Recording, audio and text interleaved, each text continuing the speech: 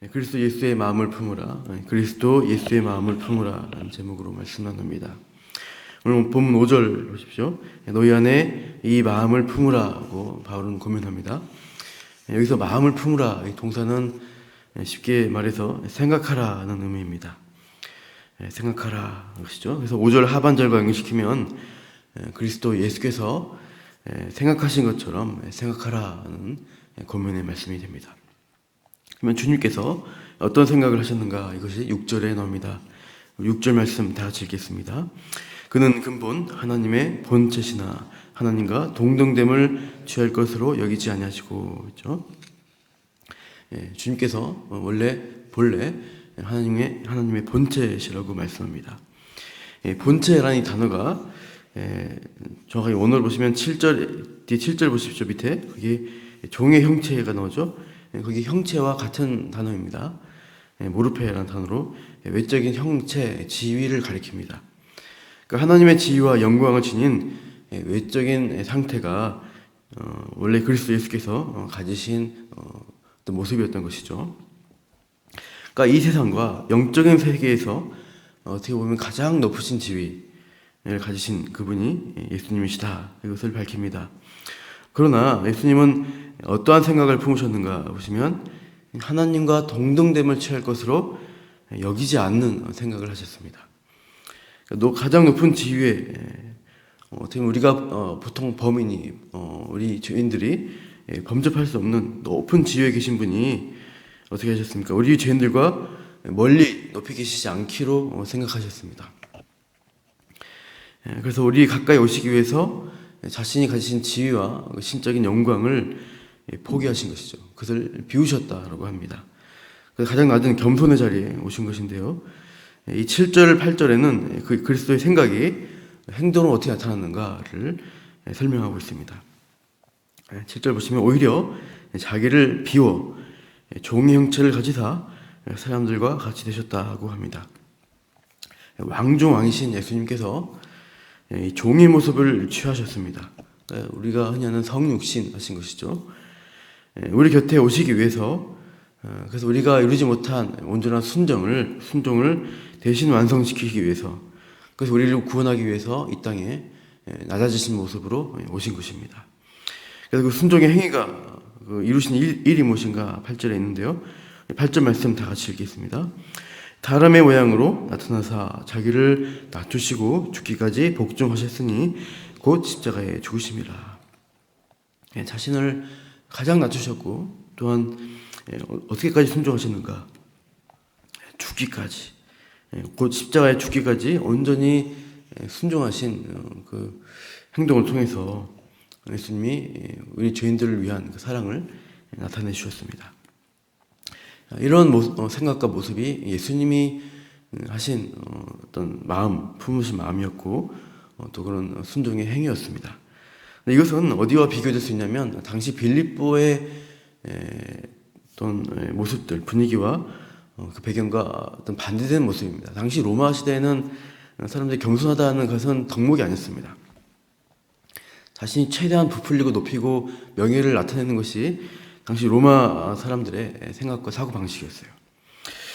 이 빌립보는 특히 로마의 태역 군인들이 많이 거주했다고 어제 말씀드렸죠. 로마 황제에 대한 충성도가 너무 높았습니다. 그러니까 이 빌립보에서는 로마 시민권이라고 하면은 아주 가치 있는 지휘권이었습니다. 그래서 바울과 실라가 이 빌립보에 처음 와서 전도할 때요, 점치는 여자아이를 만나서 귀신을 쫓아내죠. 그래서 이제 점을 못 치고 돈벌이가 안 되니까 그 주인들이 고소를 합니다.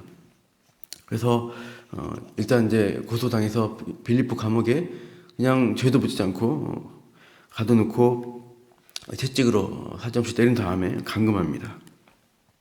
나중에 이제 그 다음날 그냥 보내주겠다 이렇게 하니까 바울이 내가 로마 시민권자인데 이렇게 할 수 있느냐 이렇게 하죠. 그러니까 빌립보의 관리가 매우 두려워하면서 이렇게 반응하는 모습들, 당황한 모습들을 보여줍니다. 그러니까 빌립보라는 도시 자체가 이 로마 시민권의 지위가 아주 크게 높게 가치를 여기고, 또 로마 황제의 권위를 세상에서 가장 큰 것으로, 높은 것으로 보는 분위기가 있었다는 것이죠. 그러니까 당대 로마 시민권자의 관점에서 로마 황제라고 하면은 세상에서 가장 높은 지위를 가진 권력자인 것입니다. 그래서 로마 황제라고 하면은 당시에도 신과 버금가는 존재로 황제 스스로도 이겼고 사람들이 그렇게 받들었습니다. 그러니까 자신을 신성한 존재, 신처럼 숭배받을 존재로 높이는 그런 일들이 참 많이 있어서 로마 황제의 어떤 흉상이나 신상을 만들어서 황제 숭배를 하게 했던 것이죠. 이게 세상적 방법과 원리란 것입니다. 자신을 높이고 신격화시켜서 할 수 있는 한 많은 다른 사람들을 위해 군림하는 모습들을 나타내는 게 성공이다.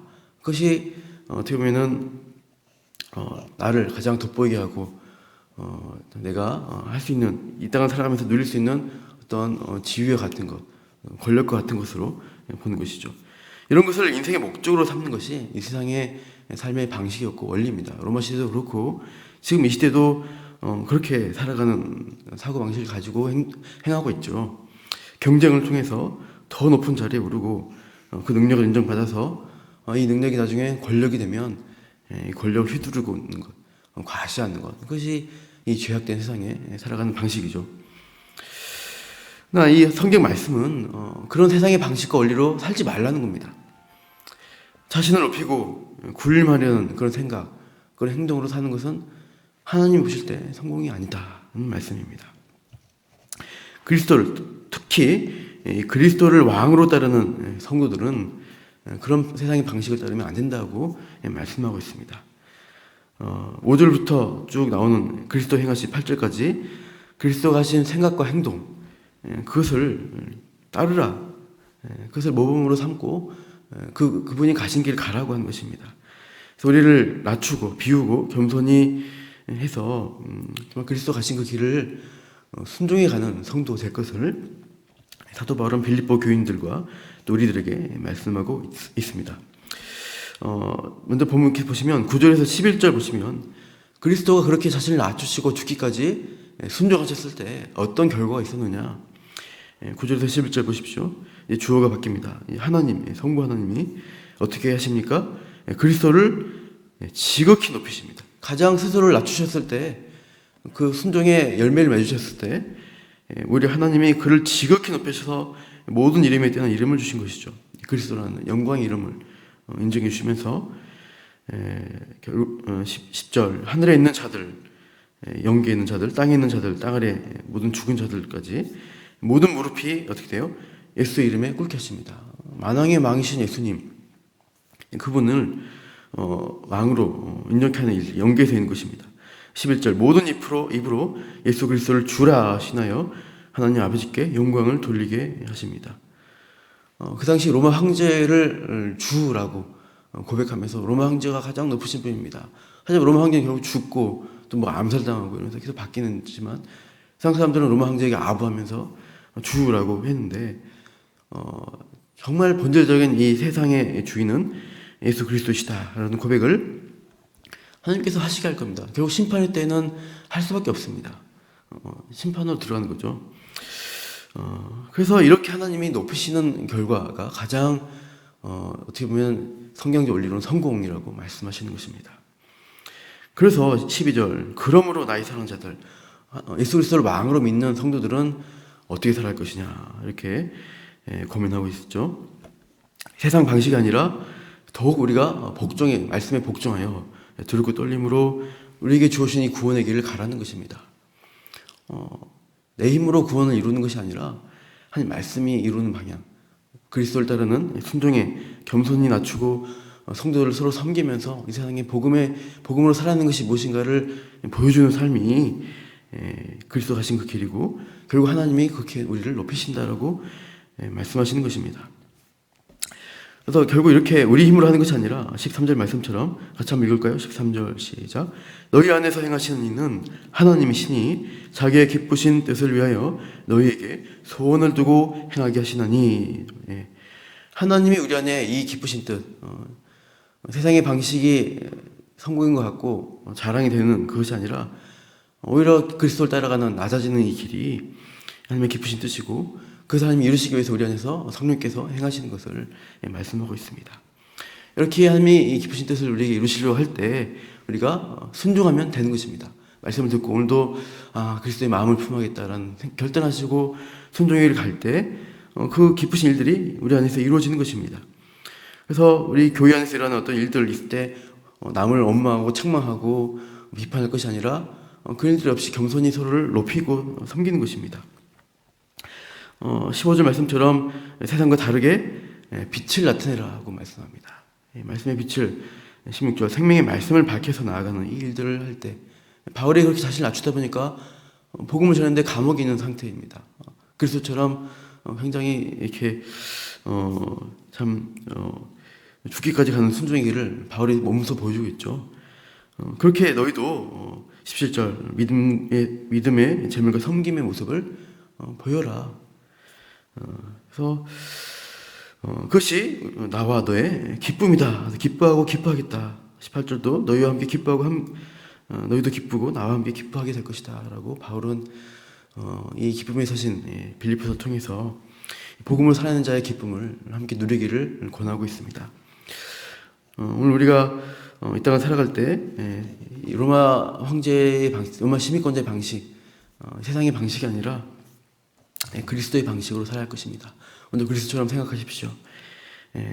자신을 비우고 성도를 위해서 이 땅에 가장 낮은 자리에 오셔서 우리를 사랑하여 주시고 섬기신 것처럼 우리도 우리 교회 안에 우리 가족들, 믿는 지체들 바라보면서 섬기는 마음으로 서로 돌아보고 기도해주고 참아주고 인내하는, 어제 봤던 2장 1절에서 4절 나오는 자신보다 남을 더 낮게 여기는, 높여주는 그러한 모습으로 우리 일들을, 남을 섬기는 일들을 할 때 하나님이 기뻐하시고 또 우리에게 기쁨이 충만할 것을 기대합니다. 오늘도 그렇게 순종의 자녀로 살아가시기를 축원합니다. 기도하겠습니다. 하나님, 그리스도께서 하신 생각, 그 마음을 오늘 또 말씀을 통해 확인합니다. 사도 바울은 감옥에 갇혀 있으면서 자신이 그리스도 가신 그 길을 따라서 감옥에 갇혔지만 하나님이 주시는 그 기쁨을 또 빌립보 교인들에게 또 우리들에게 나누기를 권하고 있습니다. 자신을 비우고 가장 낮은 자리에 오신 그 그리스도가 죽기까지 순종하셨을 때 결국 하나님이 가장 높은 자리로, 가장 높은 이름으로 갚아주시고 또 응답하여 주신 것처럼 우리 성도들이 오늘도 힘들지만 세상의 방식이 아니라 겸손하게 비운 자리, 남을 섬기기 위해서 두 팔을 벌리고 참으로